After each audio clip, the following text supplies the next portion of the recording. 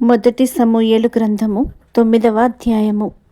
అఫీయకు పుట్టిన బెకోరతు కుమారుడైన సెరూరుకు జననమైన అబీయేలు కుమారుడగు కీషు అను బెన్యామీనీయుడొకడుండెను.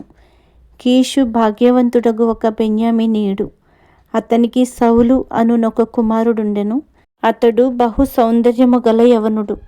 ఇశ్రాయేలీయులలో అతడి పాటి సుందరుడొకడునూ లేడు.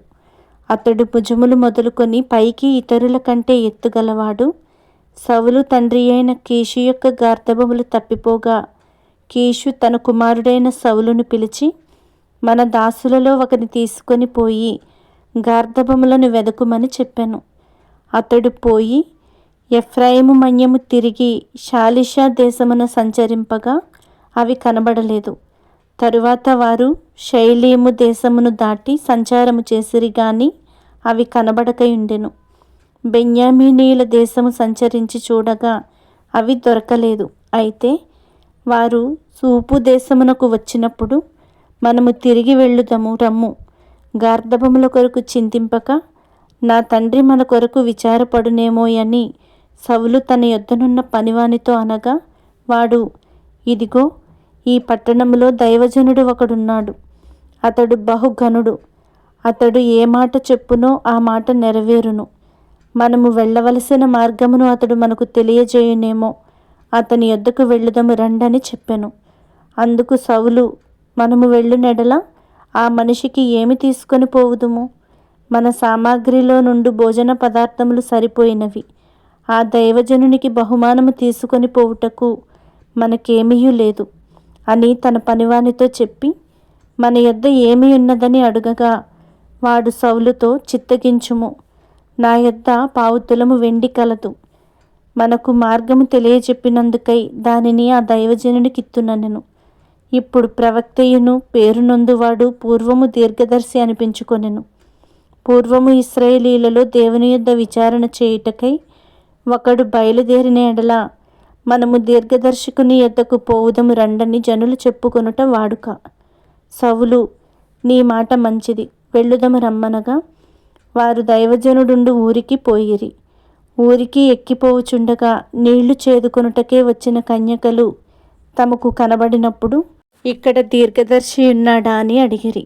అందుకు వారు, ఇదిగో అతడు మీ ఎదుటనే ఉన్నాడు, త్వరగా పోయి కలుసుకొనుడి. ఈ దినముననే అతడు ఈ ఊరికి వచ్చెను. నేడు ఉన్నత స్థలమందు జనులకు బలి జరుగును గనుక ఊరిలోనికి మీరు పోయిన క్షణమందే అతడు భోజనము చేయుటకు ఉన్నతమైన స్థలమునకు వెళ్ళక మునుపే మీరు అతని కనుగొందురు.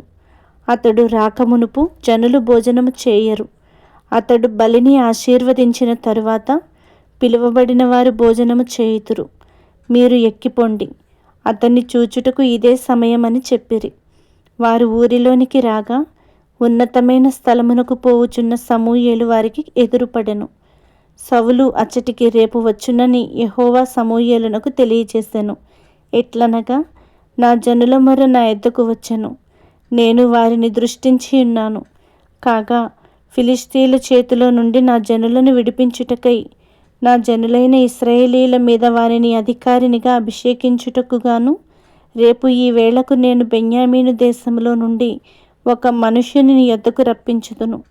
సౌలు సమూయేలునకు కనబడగానే, యెహోవా, ఇతడే నేను నీతో చెప్పిన మనిషి, ఇదిగో ఇతడే నా జనులను ఏలునని అతనితో సెలవిచ్చెను.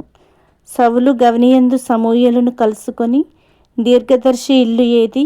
దయచేసి నాతో చెప్పుమని అడుగగా, సమూయేలు సౌలుతో, నేనే దీర్ఘదర్శిని, ఉన్నతమైన స్థలమునకు నాకు ముందు వెళ్ళుడి.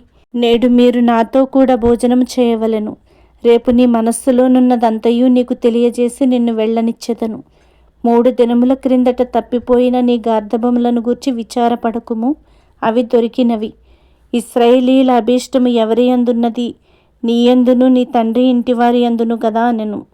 అందుకు సౌలు, నేను బెన్యామీనీయుడను కానా? నా గోత్రము ఇశ్రాయేలీయుల గోత్రములలో స్వల్పమైనది కాదా? నా ఇంటివారు బెన్యామీను గోత్రపు ఇంటివారందరిలో అల్పులు కారా? నాతో ఈలాగున ఎందుకు పలుకుచున్నావు అనెను.